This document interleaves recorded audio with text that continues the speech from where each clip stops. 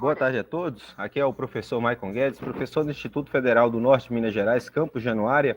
Neste momento fazendo o fórum de fixação e resolução das atividades referentes à semana 6, dos conceitos de atrito, né, propriedades do atrito e também referente à velocidade terminal. Neste momento nós temos aqui alunos do curso de graduação em Engenharia Civil e em Engenharia Agrícola e Ambiental. Lembrando, pessoal, qualquer dúvida aí, qualquer necessidade, basta levantar a mão e abrir o microfone, tá bom? Vamos então fazer o compartilhamento da nossa tela e do material que nós utilizaremos na nossa aula de hoje. Então, vamos lá. Hoje, que fé em Deus, vai dar tudo certo. O tempinho tá bonito aqui, viu? Se Deus quiser, vai ter uma chuvinha mais tarde, mas vai dar tempo da gente dar aula. Então, vamos lá. Resolução dos exercícios. Infelizmente, minha canetinha da lousa digital caiu, quebrou a pontinha, e aí agora até arrumar, né? Mas tá bom.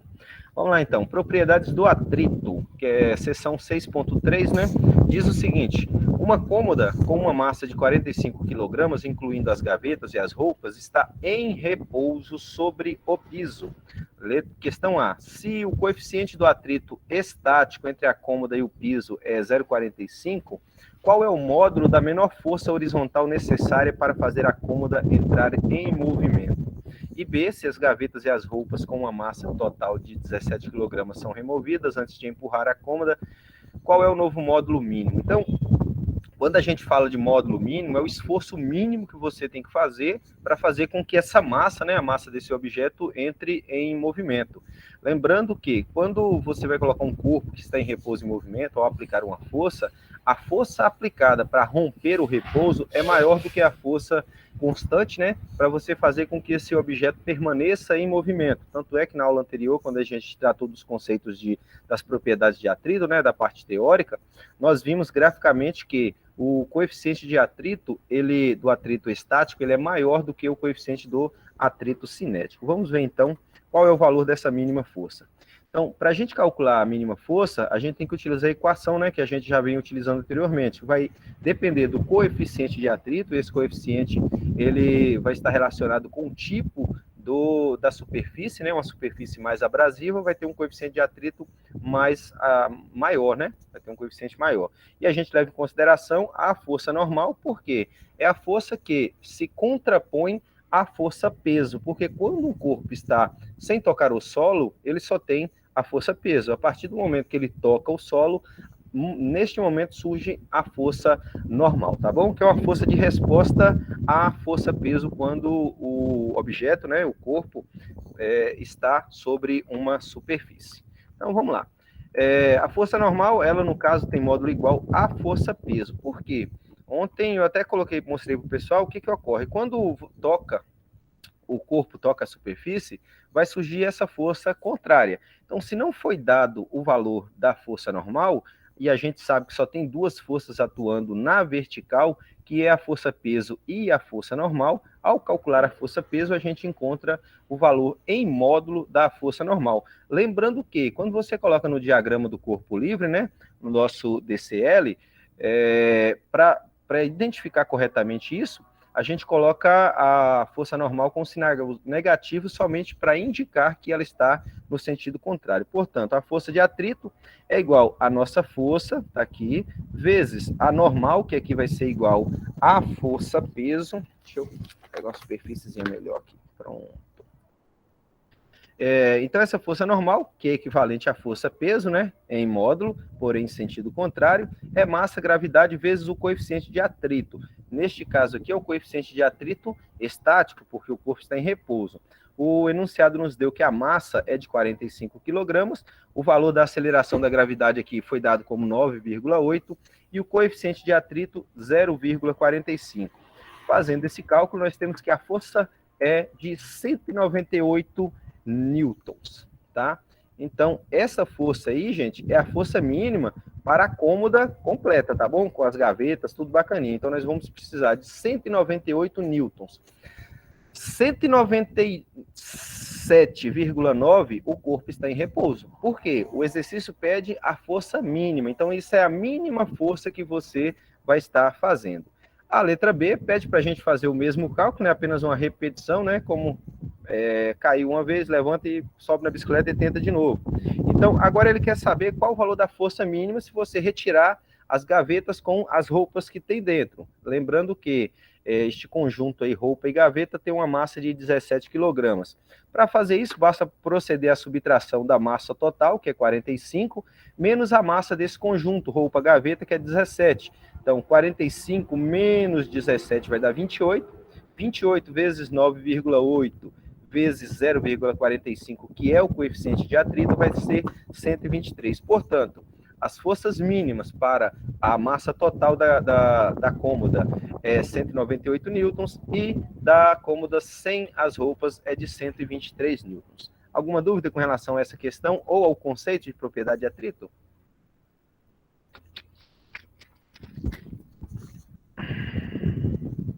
Tranquilo, né? Então vamos lá, questão 2. Essa é bem simplesinha, a gente vai melhorando aí. Lembrando que eu coloquei apenas 6 questões, porque eu havia esquecido, né, de postar esse exercício de fixação. Então vamos lá, questão número 2. Um bloco é empurrado sobre um piso horizontal por uma força constante que é aplicada fazendo o ângulo θ para baixo. A figura 6.32 mostra o módulo da aceleração A em função do coeficiente do atrito cinético, tá? Se tem aceleração, o corpo está em movimento. E aí diz que, entre o bloco e o piso, se a aceleração A1, né, tá aqui, A1, 3 metros por segundo ao quadrado, o K2 está nesse ponto aqui. Quem é esse ponto? Esse ponto é do atrito cinético no ponto 2, aqui o atrito cinético no ponto 3. Então, esse atrito nesse ponto é 0,20 e neste outro ponto é 0,40. Ele pergunta qual o valor do ângulo θ, tá bom? Então, pessoal, a primeira coisa, vocês têm que entender a fazer a identificação, ou a palavra correta é fazer a interpretação gráfica. A primeira coisa que você faz é sempre olhar no eixo das orientadas e das abscissas, né, eixo X e Y, qual é a grandeza que você está trabalhando e qual a unidade de medida que está sendo trabalhada. A aceleração aqui, qual é a unidade de medida? O próprio exercício que nos dá, né? O enunciado, metros por segundo ao quadrado, ou seja, unidades do Sistema Internacional. O nosso coeficiente de atrito cinético, ele não tem grandeza, é uma grandeza adimensional, porque é o resultado da divisão de duas grandezas iguais, tá bom? E aí, aqui, ó, dá uma olhada na seguinte situação. Nós temos uma situação em que a aceleração, ela está diminuindo, né? Portanto, esse corpo foi acelerado, e neste momento ele está sendo desacelerado, nós temos uma reta descendente, tá bom? Se fosse o contrário, nós teríamos uma aceleração crescente, ou seja, após um determinado momento, este corpo vai entrar em repouso, e a gente observa isso por conta dos coeficientes de atrito, porque se você observar, a dificuldade para a movimentação desse corpo, ela vai aumentando, por conta de quê? Por conta do atrito que vai aumentando. O que eu posso concluir dessa situação aqui? Nós vamos ter, então, a mudança. Vamos supor que você estava empurrando um corpo, né, a cômoda do exercício anterior, numa superfície em que tivesse um porcelanato. Aí você sai do porcelanato e vai para uma cerâmica. Nós sabemos que a diferença não é tão grande. Então, vamos colocar aqui um outro piso normal. Então, como aumentou a abrasividade, né, o coeficiente de atrito, vai ficar mais difícil desse corpo se locomover. Por isso que houve a diminuição dessa aceleração. Olha para você ver como eu falo para vocês, que a questão não é só resolver, é interpretar. Às vezes a interpretação é mais importante do que a resolução em si, tá bom? Então, mais uma vez, um bloco é empurrado sobre um piso horizontal por uma força constante que é aplicada fazendo o ângulo θ para baixo, tá bom? E aí ele diz o seguinte, a figura 6.32 mostra o módulo da aceleração A em função do coeficiente de atrito cinético entre o bloco e o piso. Se a aceleração 1 é 3 metros por segundo ao quadrado, o coeficiente 2 é 0,20, o coeficiente 3 é 0,40, qual o módulo do valor do ângulo θ? Então, primeira coisa, fazer o DCL, diagrama do corpo livre, quais são as forças que atuam nesse corpo. Nós sabemos que a normal e a peso, elas vão se equilibrar. Ao esse corpo entrar em movimento, né, ou diminuir o seu movimento, independente disso, tem aqui uma força que é a nossa força de atrito cinético, e diz que a força aplicada ela é orientada para baixo. Aí ele fala assim, um bloco é empurrado sobre um piso piso horizontal por uma força constante. E aí, tem alguma coisa que justifique, pessoal, essa força está sendo orientada para a direita e não para a esquerda?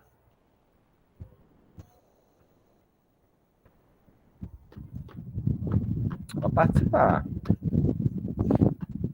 Sim ou não? Dá uma olhadinha no enunciado. Algo justifica?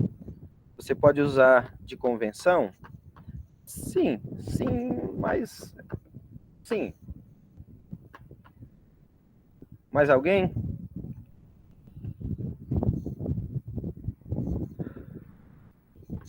O que ocorre? Que a gente, normalmente, como o Marco falou, a gente vai usar uma convenção. Se não foi dito, se não foi dado, né, nenhuma orientação, a gente orienta pelo plano cartesiano. A gente vai colocar sempre a força na direção do plano cartesiano. E qual é? Sendo que ele tem duas orientações, normalmente para o lado positivo, né? E aí, então, seria da esquerda para a direita, e como ele disse que é para baixo, a gente vai, então, para o quarto quadrante, né? Por que quarto quadrante e não terceiro? Vamos colocar aqui, deixa eu pensar aqui com vocês como vai ficar mais fácil. Eixo X e Y. X. Por que não para nesse outro sentido aqui e neste? Por que está orientado para baixo no quarto quadrante e não no... Deixa eu ver. X, Y, não no segundo quadrante? Vocês sabem a diferença, né? Primeiro, segundo, terceiro e quarto quadrante, né? Como se fosse um círculo aqui. Por que está para o quarto quadrante e não no segundo?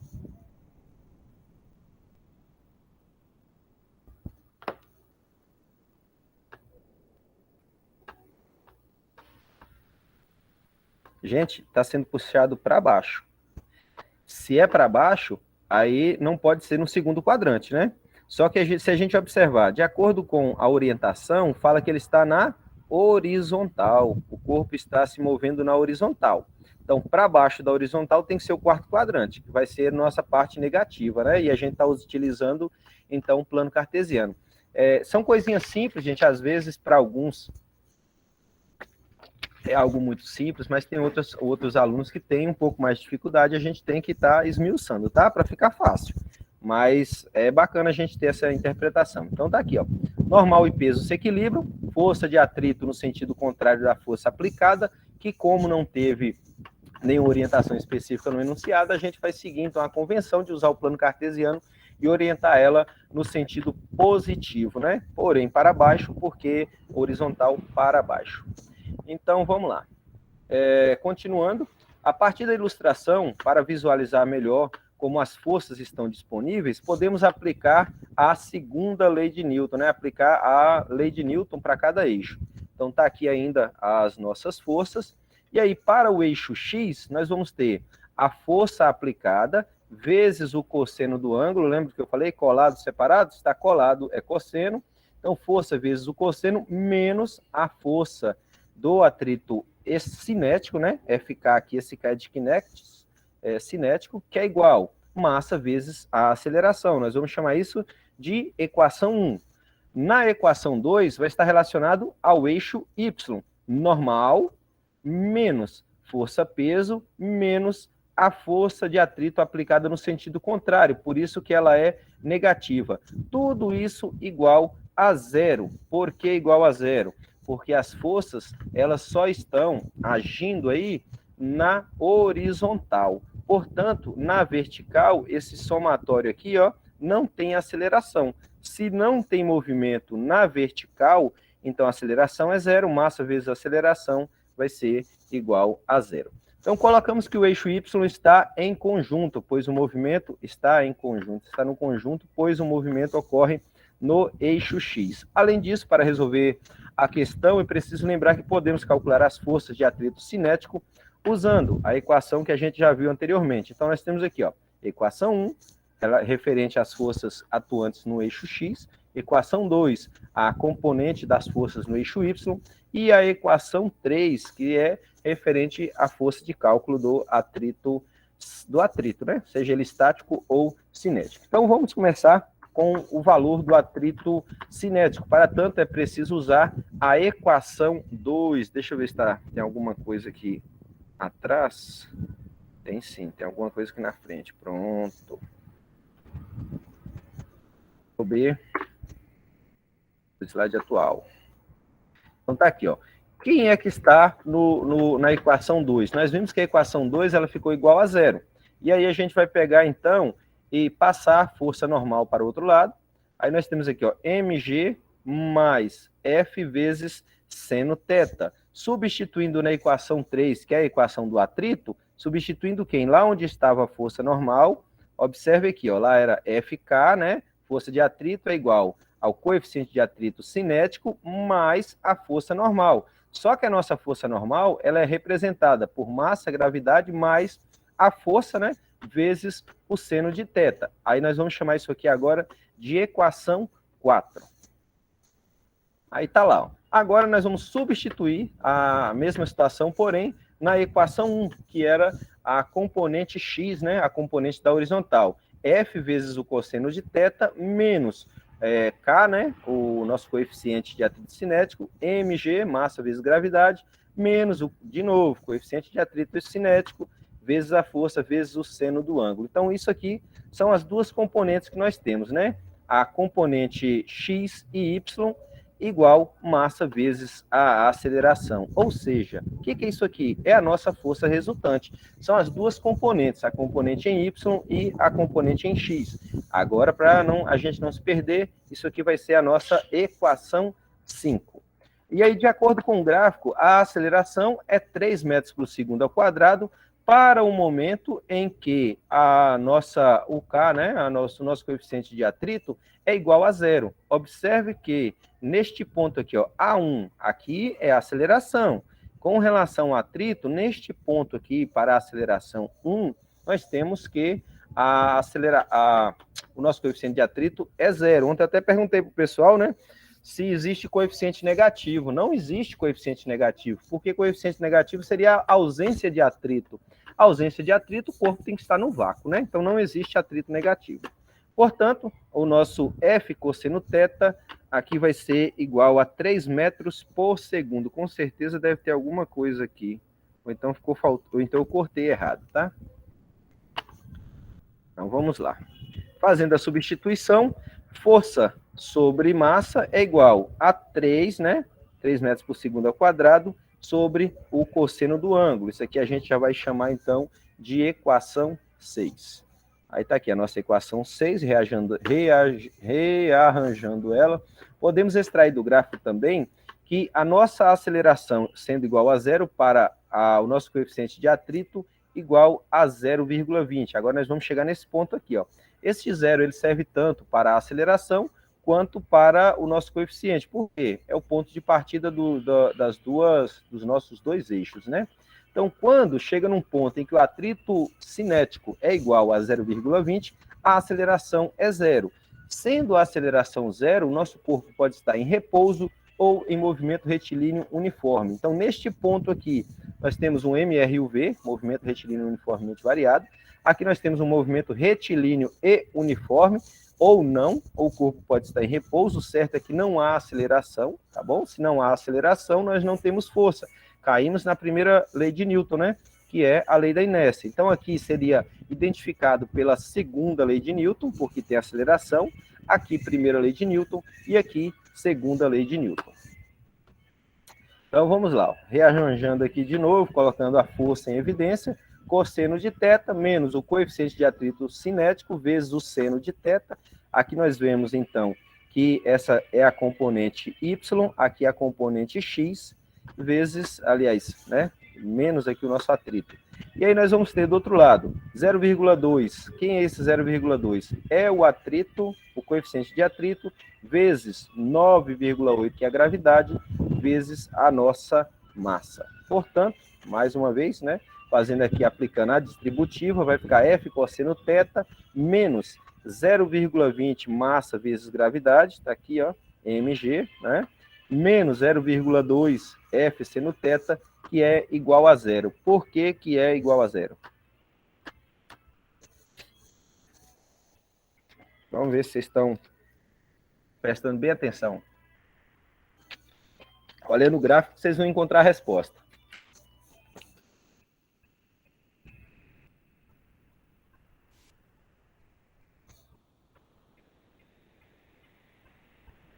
Vamos lá, pessoal. Olha no gráfico aí, tá facinho.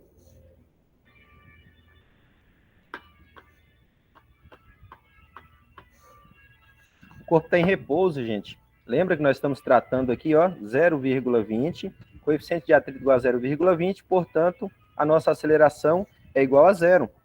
É em função da aceleração, sim. Em função das... Não é bem que é em função da aceleração, Marco. É porque o resultado aqui, as duas equações, tanto o primeiro membro quanto o segundo, eles vão estar, eles vão se igualar, né? É como se a gente colocasse a componente x e a componente y, neste ponto elas se igualam. E por que elas se igualam? Porque nós temos um corpo em repouso ou em movimento retilíneo e uniforme. Então, neste ponto aí a gente passa a do segundo membro para o primeiro e iguala isso igual a zero, tá bom?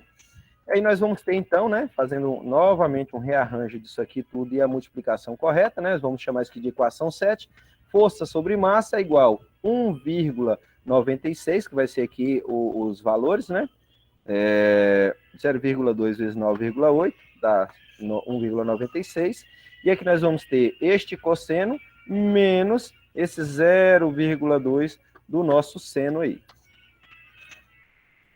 E aí nós vamos igualar, então, as duas equações. Depois, gente, quando eu postar o material lá para vocês, vocês podem estar conferindo página a página, tá? Para ficar mais tranquilo. Aí nós vamos ter aqui, então, 3 sobre cosseno de θ, que é igual... Aqui foi o resultado que nós encontramos anteriormente na equação 6. Aqui é o resultado da equação 7. E igualando as duas equações, rearranjando isso aqui novamente, cosseno sobre cosseno menos 0,2 vezes seno de θ sobre cosseno, lembrando que seno sobre cosseno aqui vai dar tangente, né? Que é igual a 1,96 sobre 3. Então, 1 menos 0,2, aqui, ó, tangente de θ é igual a 0,65. Portanto, nós vamos, então, calcular aqui o nosso arco tangente aqui. 1 menos 0,65 dividido por 0,2 dá 60. Portanto, depois dessa manobra toda, nós encontramos que o ângulo dessa força é de 60 graus. Lá na aula anterior, eu falei com vocês, falei, gente, ó, a gente começa pela base, devagar, depois as questões elas vão ficando um pouco mais complicadas. Para o pessoal da engenharia agrícola e ambiental, é tranquilo, porque vai ser somente essa física, né? Essa física geral, nesse caso, né? Tratando da parte de mecânica, tá? Vocês não, que eu sei do conteúdo seus, não tem mais nada referente a isso, não. Tem outra física, mas não é referente a esse conteúdo. Já o pessoal da engenharia civil vai ter, né, a física 2, 3, e aí isso aqui vai tomando corpo com o passar do tempo. Mas eu não posso deixar de estar passando para vocês o que vocês podem encontrar pela frente. Com relação à questão aí, pessoal, deu para compreender corretamente o passo a passo? E o entendimento? Deu, professor. O entendimento também, pessoal? Tá de boa. Então tá bom. Então vamos lá. Felizmente. Essa daqui foi a... Oh, meu pai eterno. Ó, eu lembrei ontem, lembro que... Olha aqui. Essa daqui já fez foi duplicar. Mas isso aqui foi erro meu mesmo. Agora o BO foi aqui na 3. Caramba, a 3 é a maior que tem e sumiu inteira. Ainda sumiu um pedaço da 4. A questão 3, essa aqui, eu queria ter minha canetinha aqui para poder estar fazendo as coisinhas direitinho, mas está difícil hoje. Sem caneta. Diz o seguinte, presta bastante atenção. Essa já é aquele... Na última aula nós vimos um bebê engatinhando. Aqui já é um adulto, um adolescente correndo, viu? Na figura 6.37, os blocos A, B, pesam, olha a palavra, pesam 44 newtons e 22 newtons, respectivamente. Ou seja, a gente pode observar que o volume do bloco A é o dobro do volume do bloco C. Haja vista que a massa, né, se o peso é o dobro, a gente pode considerar aqui que a massa também é o dobro. Alguém levantou a mão? Pode falar, Marco Augusto.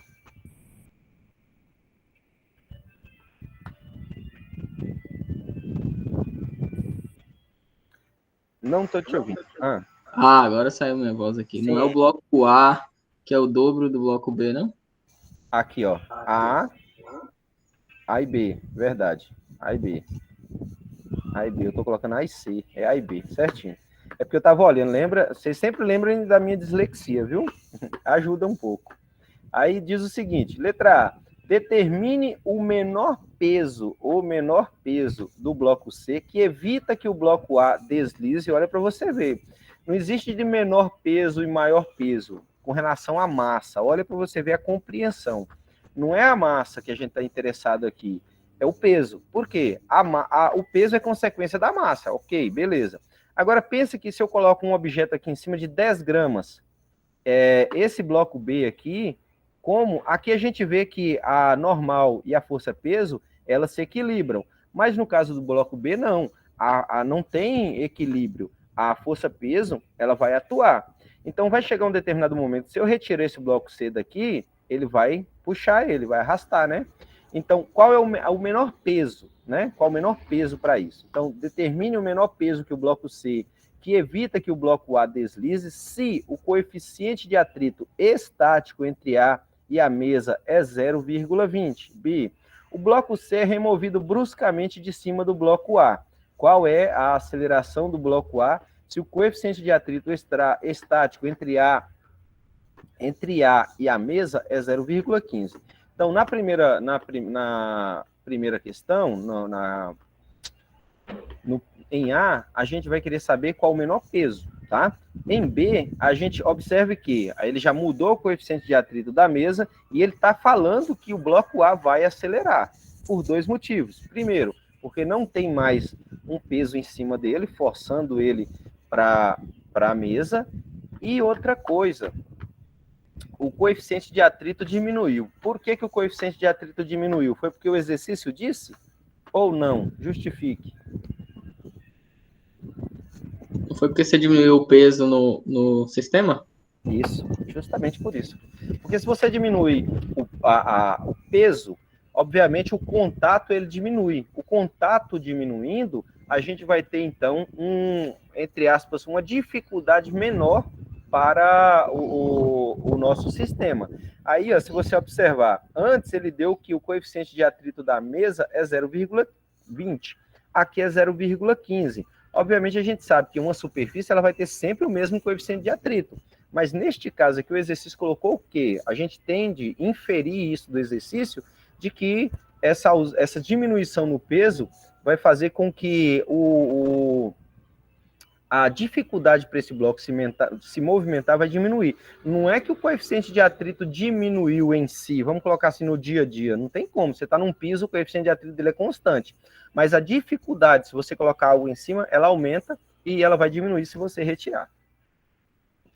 Então vamos lá, tendo o entendimento da questão, vamos então começar pelo diagrama do corpo livre, nosso DCL. No corpo A nós temos então a normal, olha aqui, a força normal, a peso do corpo A, e aqui nós temos, então, FCA. Quem é FCA? Lembra da terceira lei de Newton, quando eu falei para vocês? O corpo C está sobre o corpo A, então ele vai exercer uma força sobre A. Então, é a força que C exerce sobre A e o peso de A. Nós estamos tratando somente do bloco A, tá bom? E aí nós vamos ter aqui também a força de atrito para trás e temos a tração no cabo. Olha para você ver. No corpo B, a gente vai ter, então, o peso para baixo e a tração para cima. No corpo C, nós vamos ter a força que A exerce em C e o peso do corpo C. Isso aqui é muito importante, gente. Se você esquecer uma força dessa aqui, você erra a questão todinha. Então, é muito importante o diagrama do corpo livre. Aí diz o seguinte, como os blocos em repouso querem dizer que eles estão trabalhando, estão em equilíbrio, de forma que o somatório em cada bloco sempre vai ser igual a zero, isto é, os blocos não possuem aceleração. Sendo assim, olhando para o bloco A, no eixo X, nós temos que, aqui nós temos o bloco A, no eixo X nós vamos ter então tração e força de atrito. Então tá lá, ó, tração no sentido positivo do plano cartesiano, menos a força de atrito, está no sentido contrário, igual a zero. Portanto, a nossa tração é igual à força de atrito. Já no eixo Y, nós temos NA normal do corpo A, muito importante isso também, viu, gente? Referenciar cada uma, se é do bloco A, do bloco B, do bloco C, se é 1, 2, 3, porque senão depois você se perde. Então, a normal está no sentido da orientação aqui, que o nosso livro Halliday-Resnick adota a orientação positiva para cima, tá bom? Então, normal é positiva, menos o peso de A e menos a força C em A. Tudo isso, de novo, igual a zero. Agora a gente vai fazer as forças que compõem o bloco B. Olha lá, nós temos no eixo Y, tração e peso. Olha lá, tração menos peso é igual a zero. Portanto, nós vamos ter que a tração é igual ao peso. Já no nosso bloco C, nós vamos ter que a força que A exerce em C é igual ao peso de C. Então, força que A exerce em C menos o peso de C, que está orientado para baixo, é igual a zero. Por que a força-peso, além da convenção, pensa como o cara que escreveu o livro, por que ele colocou essa força-peso negativa?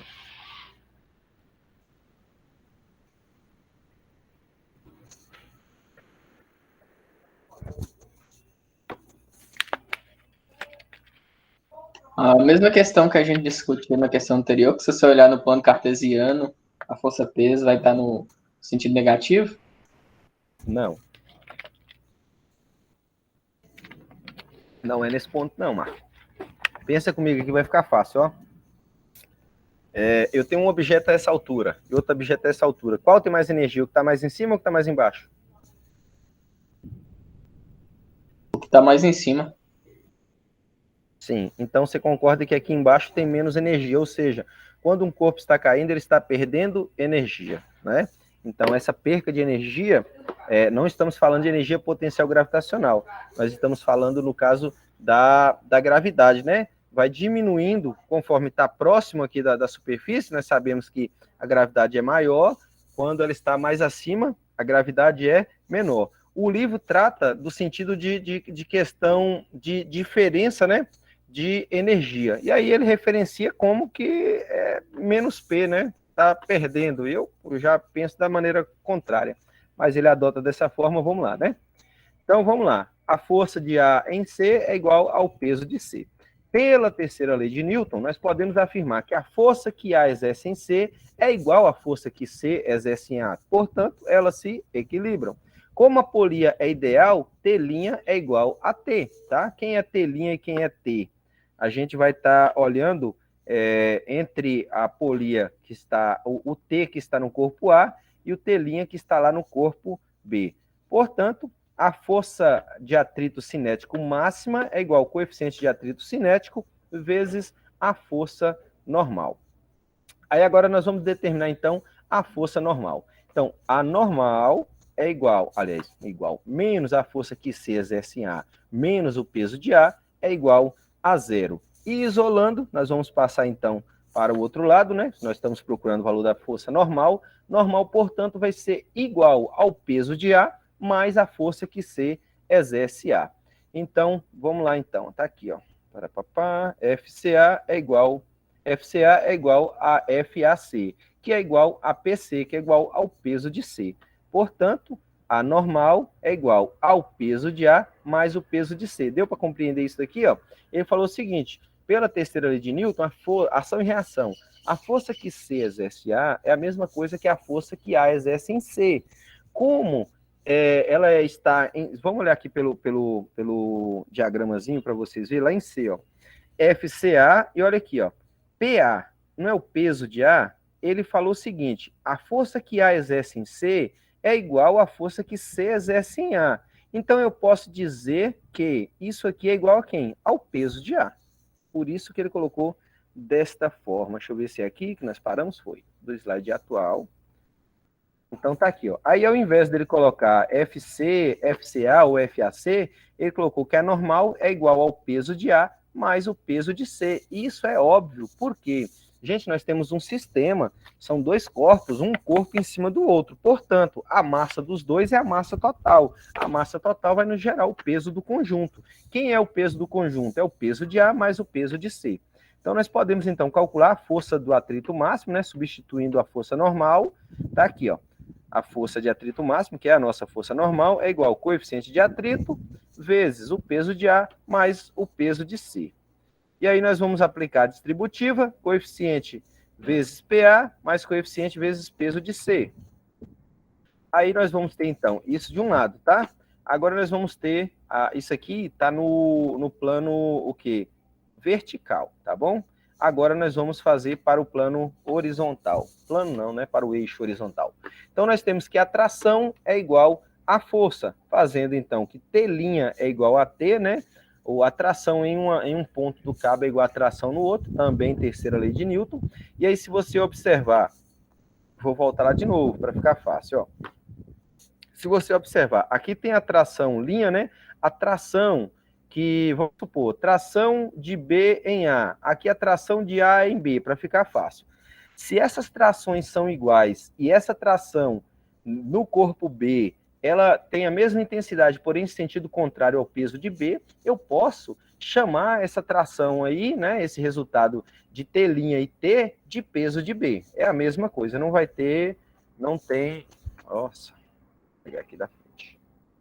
Não tem diferença. Em módulo é o mesmo valor. Portanto, a gente só vai substituir o peso de B, né? Fazendo aqui essa força. O peso de B, olha aqui a substituição, é o coeficiente de atrito cinético vezes o peso de A, mais o coeficiente de atrito cinético vezes o peso de C. Isolando o peso de C, PB menos coeficiente de atrito cinético PA, peso de A, sobre o coeficiente de atrito. Observe que aqui dá, então, para a gente fazer a substituição. Peso de B é 22, menos o coeficiente, que é 0,2,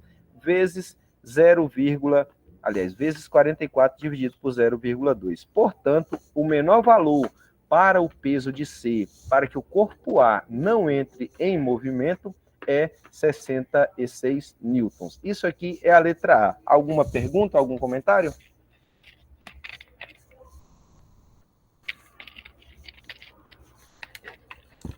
Vamos então para B. A letra B, então, diz o seguinte, que o corpo C foi retirado bruscamente.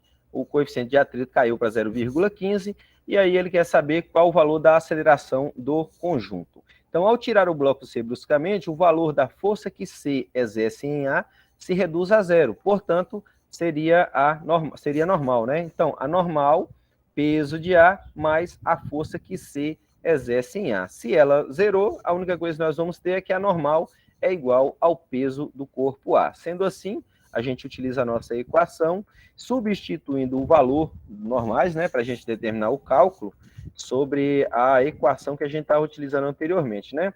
A força de atrito cinético, agora é cinético, né? Porque o corpo está em movimento, e nós vamos ter o atrito cinético e o peso de A. Para determinar o valor de T', que é a tração, né, no fio, devemos lembrar que não devemos estar mais em equilíbrio, porque antes, por que estava em equilíbrio na questão anterior? Porque o corpo estava em repouso, pessoal.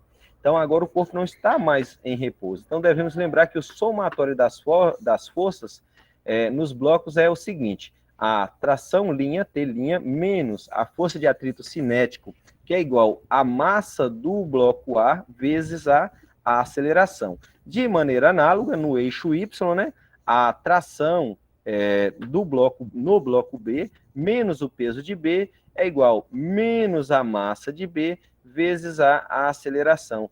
Esse sinalzinho aqui, gente, só está mostrando para a gente, né, a questão da orientação aí, com relação aos nossos eixos. E aí tá lá, ó, tração é igual, menos PB, passa para o outro lado, mais PB, menos, tá? Aqui não é nem a orientação da massa não, viu, gente? Não tem negócio de massa, não. É porque nós temos, na hora de pegar lá o nosso diagrama do corpo livre, como vocês viram aqui, ó, alguns estão numa direção e sentido, e para orientar isso a gente coloca mais e menos, tá? Não é que tem massa negativa, não existe massa negativa, tá? Então, menos massa de B vezes a aceleração, já vamos chamar de equação 12. Aí, fazendo aqui a substituição, peso de B menos a massa de B vezes a aceleração, menos o nosso coeficiente de atrito cinético, vezes o peso de A, é igual a massa de A vezes a aceleração.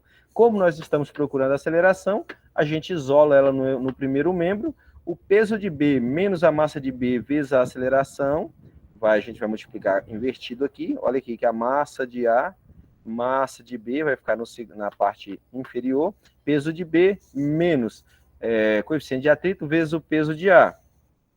É grandinha, mas dá para a gente extrair bastante coisa. Olha aí que maravilha que ficou. Vamos ver o que foi isso aqui que mudou dessa forma. Olha aqui, ó. Massa de B. Peso é massa vezes a aceleração. Então, ao invés de eu colocar massa, eu coloco peso sobre gravidade. Peso, massa vezes aceleração. Quem é a aceleração de A? É o peso de A sobre a gravidade. Quem é a massa de B? É o peso de B sobre a gravidade. A parte superior mantém a mesma. Agora basta a gente fazer a substituição dos valores. Peso de B, 22, menos 0,15 é o coeficiente de atrito cinético, porque o corpo agora vai se mover, vezes 44, que é o peso de A. Embaixo, peso de A, aqui está 22 sobre 9,8, peso de A sobre G. Ah, tá. Aqui ele inverteu, viu, gente? Na hora de colocar. Isso aqui é o peso de B, tá bom? Que é 22, e aqui é o peso de A. Na hora da pessoa que fez esse material, ela inverteu o local. Isso aí mata qualquer calouro, né? Lasca com a vida de uma pessoa. Então, fazendo o cálculo que nós encontramos, então, que a aceleração do bloco vai ser de 2,29 metros por segundo ao quadrado. Que maravilha, hein? E aí? Dúvida, comentário, perguntas?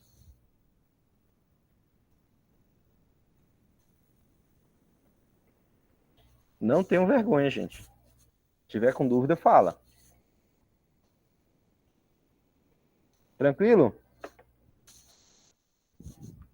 Tranquilo, pessoal?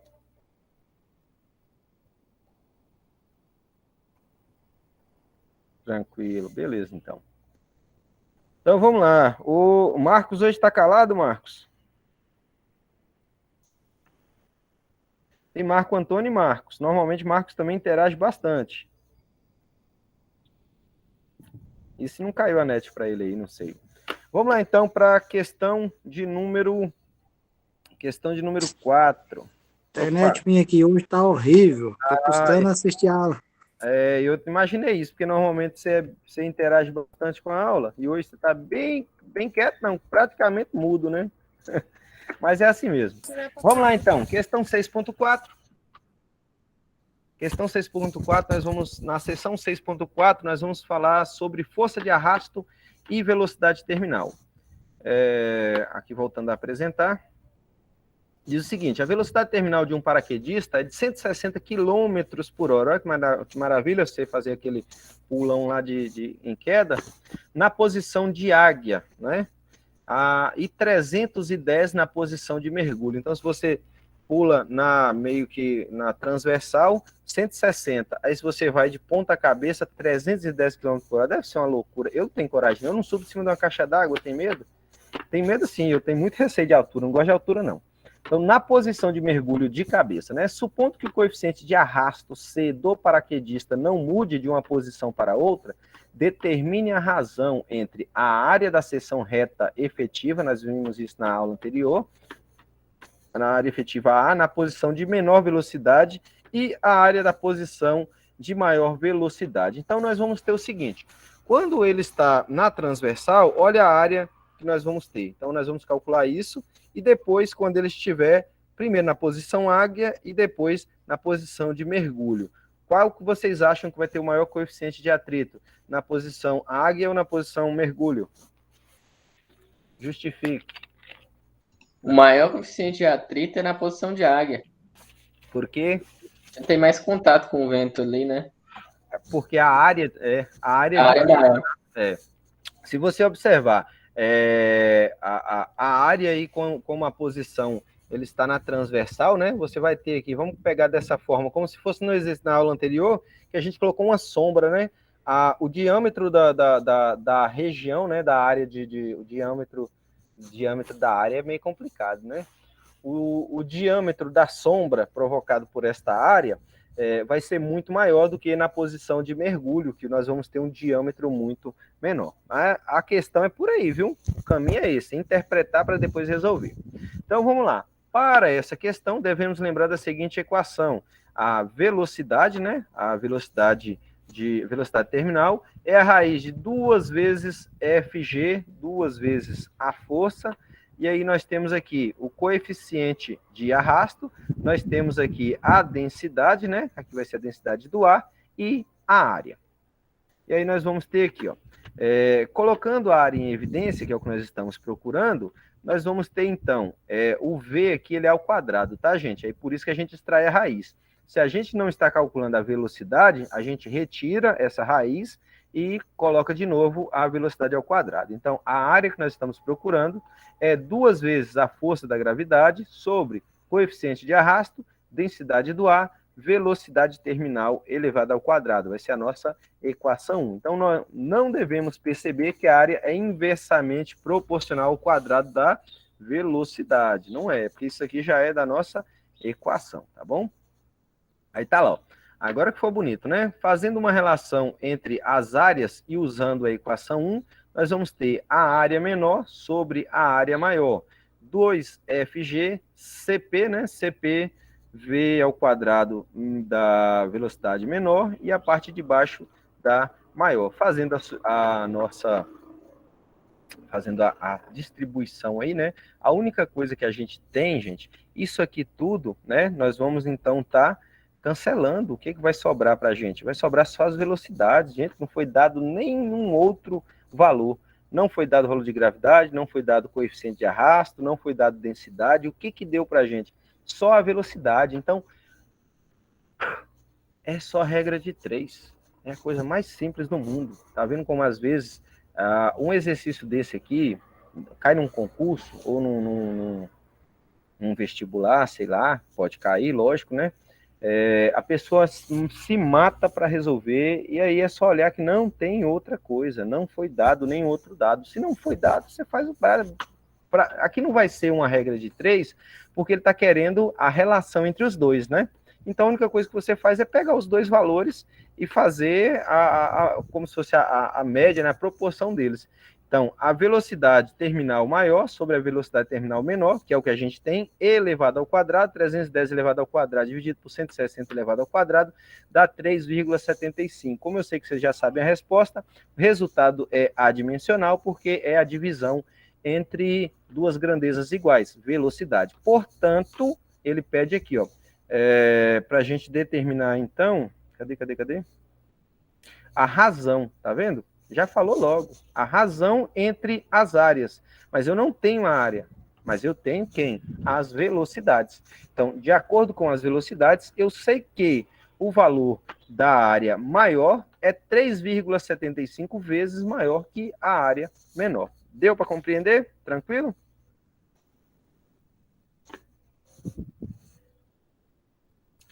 Vamos para a próxima, então. Questão 5 diz o seguinte, mais uma vez, ó, calcule a razão entre a força de arrasto experimentada por um avião a jato, olha que agora a gente tem mais dados, né? Voando a 1.000 km por hora, olha a unidade de medida, quilômetro por hora, a uma altitude de 10 km, e a força de arrasto experimentada por um avião a hélice voando com metade da velocidade é a metade da altitude. A densidade do ar é de 0,38 kg por metro cúbico a 10 km e 0,67 kg por metro cúbico a 5 km. Suponha que os aviões possuem a mesma área de seção reta efetiva e o mesmo coeficiente de arrasto. Eu pergunto para vocês, nós devemos fazer a conversão dessas unidades de medida, sim ou não, e por quê? Justifique.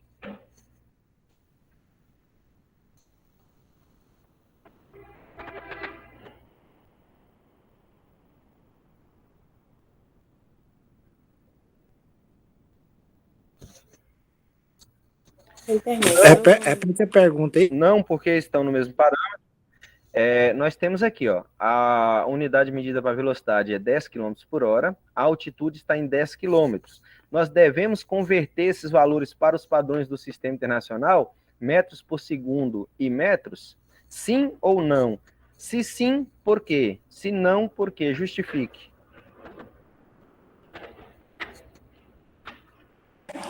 Eu acho que sim, por causa que tem que converter por metros por segundo, né?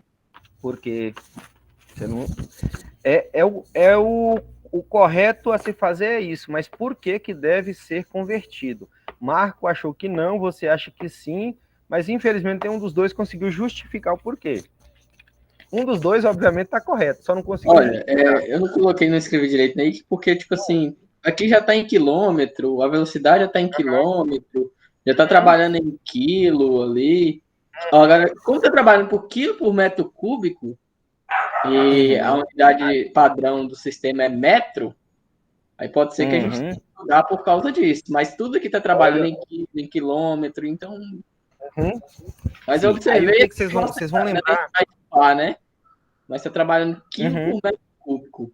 Mas aqui também na alta densidade. A resposta, Marco, está aí, Marco. Não, Marco, a resposta está aí. Você encontrou a resposta. Você sempre, eu falei isso para vocês, pessoal, sempre que vocês forem resolver alguma coisa, olhem. Isso foi lá na aula de análise adimensional. Falei para vocês, olhem sempre nas constantes. Nas constantes vocês conseguem extrair a equação e as constantes vão dar base para todo exercício. Se eu tenho uma constante, isso aqui é uma constante, quilograma é a unidade do Sistema Internacional para massa. Metro cúbico é a unidade do Sistema Internacional para volume. Então, se a minha constante está, e ela nem sempre vem assim, ela pode ter aqui gramas por metro cúbico, gramas por centímetro cúbico. Se estivesse aqui em gramas por centímetro cúbico, tranquilo. Mas você teria que fazer, né, o dimensionamento correto. Por isso que eu falei que era muito importante as aulas de análise dimensional. Então, se a minha constante está no Sistema Internacional, as outras unidades, as outras grandezas também têm que estar no Sistema Internacional. Quilômetro por hora tem que ser transformado para metros por segundo e quilômetros tem que ser transformado para metros. Deu para compreender aí? Fechou, Marcos? Não, eu entendi. Eu lembrei desse pequeno detalhe. É porque na explicação, é porque a gente às vezes não entende direito. Você falou na outra aula que não quer dizer que a matéria em si obriga a gente a transformar. Tem que prestar atenção no que a constante pede. Sim, justamente. Nem sempre o exercício ele quer que você transforme. Então, por isso que eu falo, e vou frisar mais uma vez, é muito importante a interpretação da questão, só para depois de bem interpretada resolver. Certinho? Vamos lá seguir então. Então, vamos lá. A equação nós já sabemos, né? Aqui, ó, ele está pedindo para a gente supõe que os aviões possuem a mesma área de seção reta efetiva e o mesmo coeficiente de arrasto. Então, vamos aplicar a fórmula, né? Aqui nós vamos ter D igual a meio CPAV ao quadrado. Então, aqui é nosso coeficiente de arrasto, né? Nosso arrasto. Aliás, a nossa força de arrasto. D é igual a meio, coeficiente de arrasto, densidade, área e velocidade ao quadrado. Então, aqui, ó, a nossa DJ, vamos ver o que é DJ. Calcule a razão entre a força de arrasto experimentada por um avião a jato, tá? Voando a 1.000 km por hora a uma altitude de 10 km. E a força de arrasto experimentada por um avião a hélice, deve ser um DH, voando com metade da velocidade e a metade da altura. Então, metade da velocidade, 500 km por hora e 5 km. Fazendo aqui as substituições, nós vamos ter, portanto, olha aqui, ó, DJ, o nosso arrasto, né, nossa força de arrasto, meio, coeficiente de arrasto, 0,38 vezes a área, né, aqui é esse 0,38 é a densidade, né, vezes a área, vezes 1.000 elevado ao quadrado. Olha aqui deixa eu dar uma olhada nisso aqui, que eu não concordo com essa situação aqui, não. E agora, para o avião a hélice, DH meio C, né, coeficiente, vezes 0,67 da densidade, vezes a área, vezes 500 elevado ao quadrado. Então, vamos lá, deixa eu dar uma conferida nisso aqui. Olha aqui o que o exercício, olha o que a pessoa fez. Eu não faria dessa forma de jeito nenhum e não concordo. O que ele fez? Ele apenas fez, pelo fato de ser a razão, porque aqui o exercício está pedindo de novo, a razão. Ele fez o cálculo sem fazer a conversão. Eu vou pedir para vocês fazerem depois à mão, né? Aqui eu estou sem minha mesinha, né? Minha canetinha, senão eu ia fazer. Mas aqui o correto, gente, e vocês vão concordar comigo, que o correto, não porque eu sou o professor, mas porque é o correto, se eu tenho uma grandeza em quilogramas por metro cúbico, eu não posso, jamais, por mais que a gente está tratando de razão, vocês vão façam depois, por favor, esse cálculo, transformando quilômetros por hora para metros por segundo, você vai dividir por 3,6. Como que a gente vai... gente, minha canetinha faz falta, viu? Aqui, ó, vocês vão dividir, então, por 3,6 e aqui também dividir por 3,6. Pelo fato de ser uma razão, não vai interferir muito, não, mas é igual eu falo para vocês. Olha o que ele fez, ó. Cancelou área com área, né? Excluiu também os coeficientes de arrasto, porque não foram dados, então isso aqui cancela com isso aqui, este cancela com esse, e aí você vai fazer aqui, ó, 0,38, 0,67, tranquilo. A única diferença é a gente fazer isso aqui, ó. Deixa eu ver se dá pra gente... Vocês vão me ajudar aí com a calculadorinha suas aí, pra gente andar um pouquinho mais rápido, mas nós vamos fazer agora. Dividam para mim 1.000 por 3,6, por favor.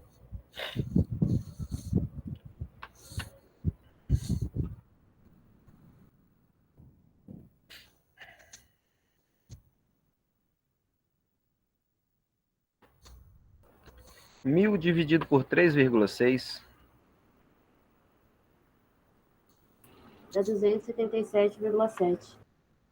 277,7. Aí depois você divide esse valor por 2. Vamos ver se vai dar o mesmo resultado. O slide atual. Então, vamos aqui, ó. Então, a relação DJ, aqui eu estou fazendo com o mouse, viu, gente? DH vai ser, então, 277,7, oh, meu pai eterno, vezes 0,38. Multiplica, divide para mim, por favor, 277,7 por 2. Vai dar 138. O Marco colocou nos comentários que ficou... O Marco colocou nos comentários que deu 138,8. Certo. 138,8 vezes o coeficiente de 0,67. Oh, que maravilha. Faça uma multiplicação para mim aqui, por favor. 277,7 vezes 0,38.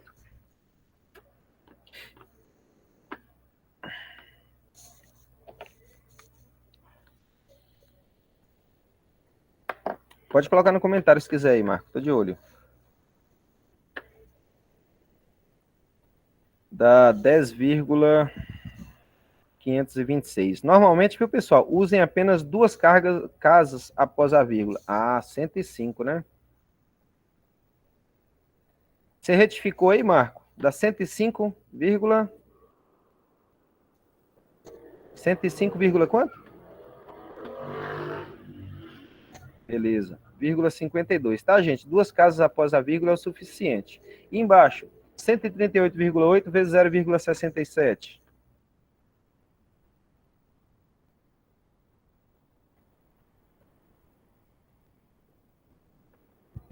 R$92,99. Agora faz a divisão aí para mim, Marco, por favor. Tomara que bata. Eu acho que não vai bater, não.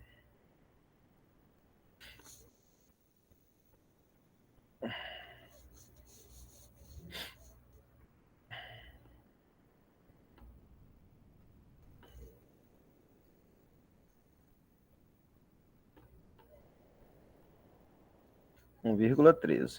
E aí, meus queridos? Se fosse numa avaliação, qual resultado vocês preferiam marcar? O que a resolução deu ou o que nós encontramos professor, agora? Olha um negócio curioso. É 1,13, mas eu não entendi a parte que você dividiu por 2. Aí no você dividir por 2, parece que isso é exatamente a metade da razão encontrada lá em cima.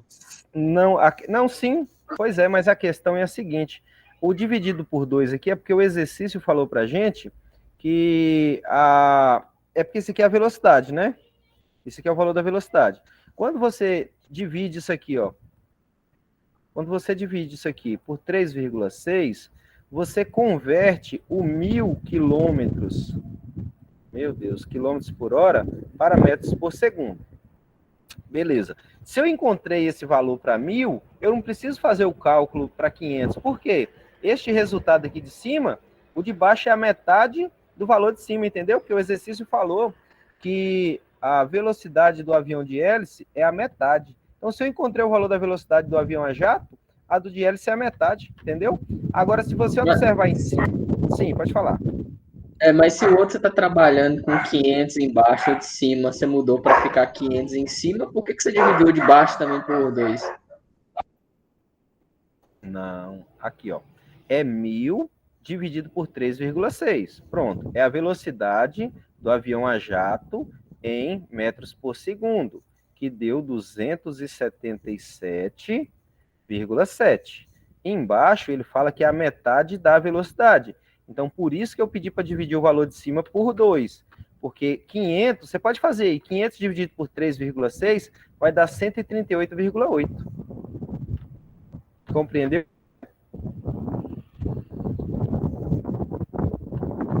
Ou ainda está nebuloso?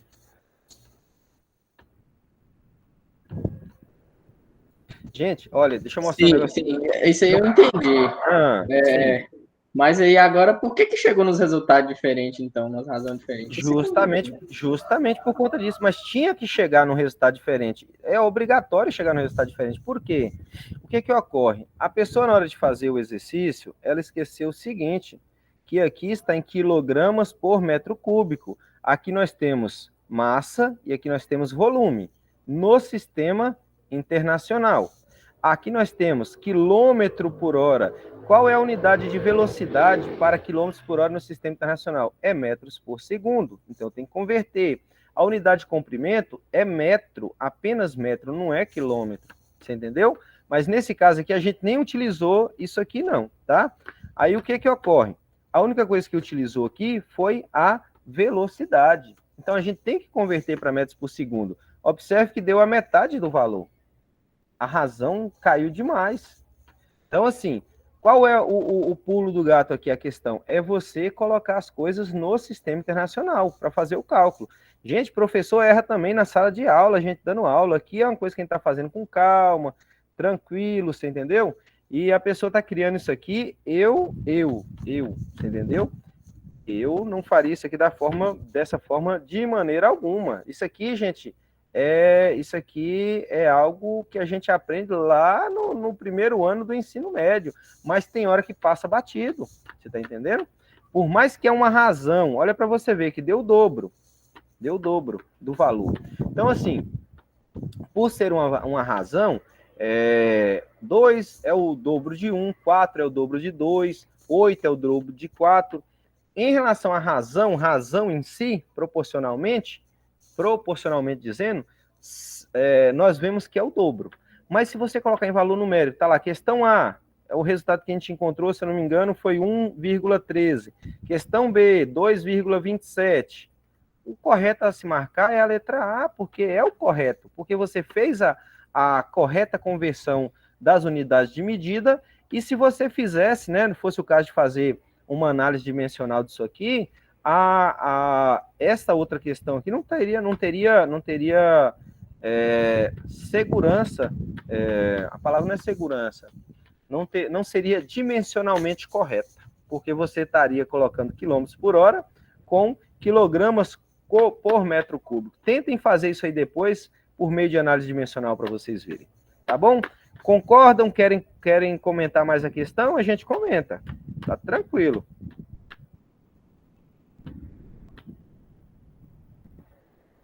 Beleza, Kevin? Beleza para os demais aí também? Ou quer fazer mais algum comentário? Tá tranquilo, professor. Pode prosseguir vocês. Beleza, Maria de Fátima. Então vamos lá então, pessoal. A nossa questão agora e última questão. Fernanda também. Tranquilo. Então vamos para a questão 6. Olha para você ver, gente, como eu acho uma maravilha quando o aluno participa. Pensa num professor que gosta de aluno que participa. Olha para você ver, 6 questões apenas.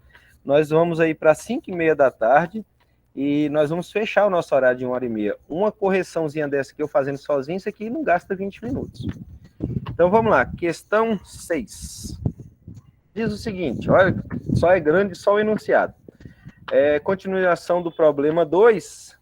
Supõe agora que para a equação 6.14 forneça o módulo da força de arrasto que age sobre uma pedra típica de 20 kg, que apresenta ao vento uma área de seção reta vertical, olha aqui, ó, 0,040 metros quadrados. Deixa eu voltar aqui só para mostrar para vocês.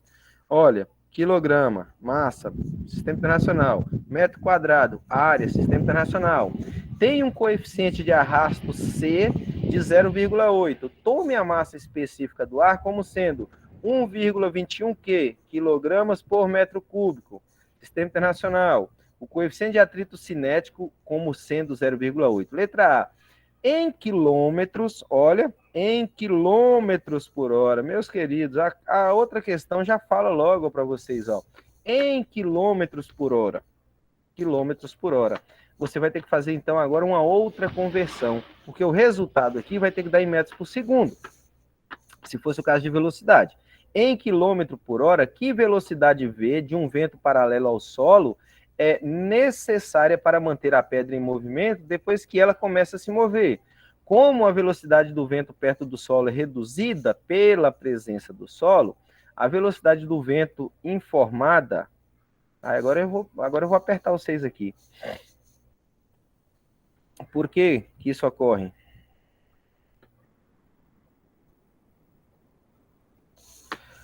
Por que a velocidade perto do solo diminui?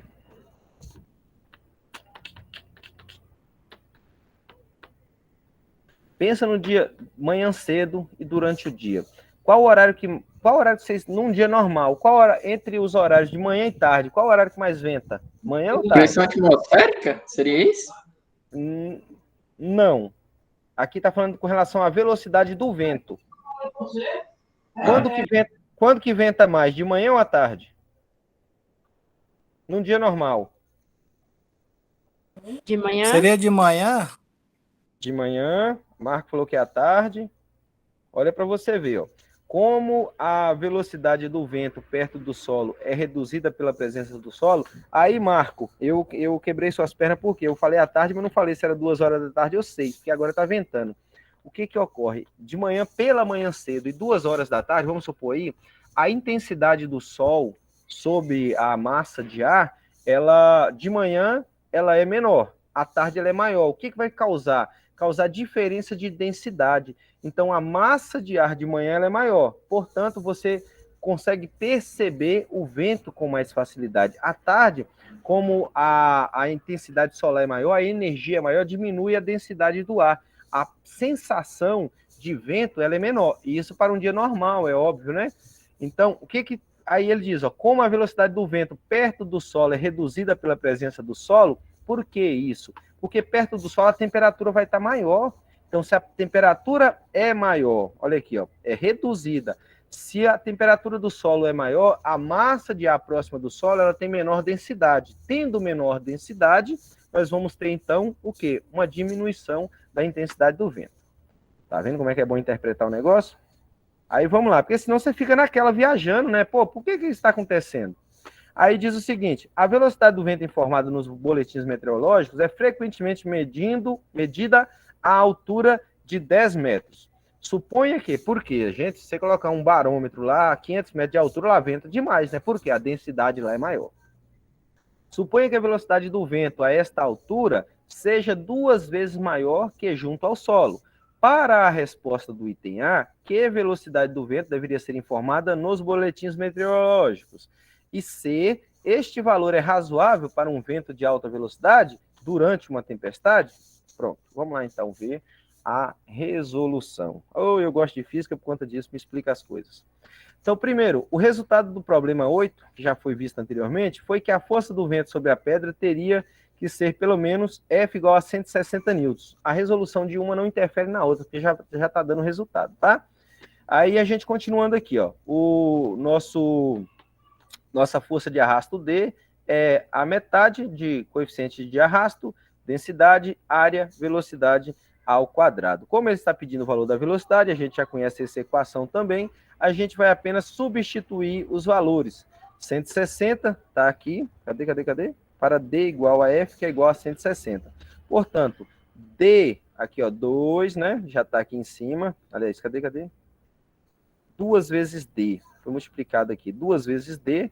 D aqui vai ser a nossa força de arrasto, 0,8 o coeficiente, 1,21 a densidade do ar e agora a área. Agora eu vou, mais uma vez, deixa eu olhar aqui, vou mais uma vez pedir desculpa a vocês, porque não dava para responder essa sem a outra questão, não.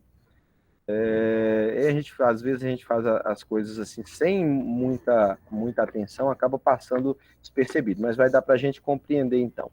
Aí o que ocorre? A velocidade aqui vai ser 90,9 metros por segundo. Olha aqui o resultado, ó, metros por segundo. Força está em Newton e todas as outras grandezas estão no sistema internacional. Lembra que eu falei para vocês que o resultado seria em metros por segundo? Só que o exercício está pedindo em quilômetros por hora. Então eu tenho que multiplicar por 3,6. Aí agora é o X da questão.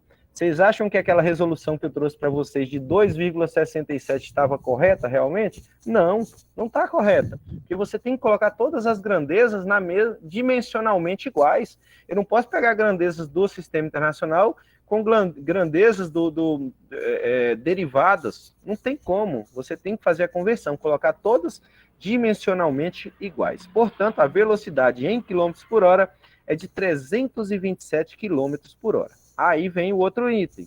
Como a velocidade e altura de 10 metros aí ele colocou a 2 vezes maior, né? Devemos, então, multiplicar o valor da velocidade. Portanto, ele diz que ao nível do solo seria, se eu não me engano, 327 km por hora. A uma altura de 654, a uma altura de 10 metros, 654. Aí ele pergunta, né, se isso aí condizente, né, com o resultado. Aí ele diz assim, ó, para comparar velocidades com velocidade real do vento em tempestades, devemos primeiro saber qual é a velocidade média desses ventos na vida real. Para isso, consulte 2 sites. Aí ele está colocando aqui. Por quê? Gente, a 10 metros de altura, eu mesmo nunca vi algo tão absurdo. Uma velocidade de vento de 654 km por hora. Mesmo durante uma tempestade. Gente, a gente está falando de tempestade, não de tornado, ciclone. Então, a 10 metros de altura, isso aqui é um valor muito alto. Então, está aí, ó. A velocidade a 10 metros, aliás, ao solo, 327, velocidade média, não é nem média, a 10 metros de altura, 654, e os valores não são razoáveis. Às vezes acontece isso, de você fazer um exercício, colocar valores que não são normais para o dia a dia, dá valores bem fora dos padrões. Por isso que grande parte dos exercícios, a pessoa que cria o exercício, ela mesmo fala, ó, tá fora de escala, tá fora de padrão e tal, justamente para não incorrer nessa situação. Com relação a essa questão, gente, foi bem tranquilinha, né? Mas ela foi boa, porque pelo menos mostrou para a gente que aquela outra questão lá, ela estava completamente fora da situação. Deixa eu voltar aqui. Eita, danado. E aí, pessoal? Tranquila a nossa resolução? Com relação ao conteúdo, pessoal, se alguém quiser ainda tirar alguma dúvida, fazer algum comentário, estou aqui à disposição de vocês. Não, tá de boa. Beleza, então. Então eu vou agradecer, deixa eu só fechar isso aqui. Voltar lá para a apresentação. E aí, pessoal, eu vou agradecer a participação de todos. Agradecer a participação de Marcos, Kevin, Marco Augusto, Maria de Fátima, Bárbara, Fernanda, Paulo César, Eveline, Luiz Felipe, e pedir a vocês que coloquem a presença de vocês, registrem no chat, por favor, com o nome completo e também a turma, se é EAA ou se é EC, Engenharia Agrícola e Ambiental ou Engenharia Civil. No mais, muito obrigado e até a nossa próxima aula de amanhã, tá bom? 3h30 da tarde, trataremos do conceito de trabalho e energia. Então, mais uma vez, gratidão a todos. Meu nome é Maicon Guedes, sou professor de Física do Instituto Federal do Norte de Minas Gerais. Nesse momento, nós vamos, então, encerrar a gravação da correção referente à semana 6. Amanhã a gente volta. Um abraço a todos, muito obrigado.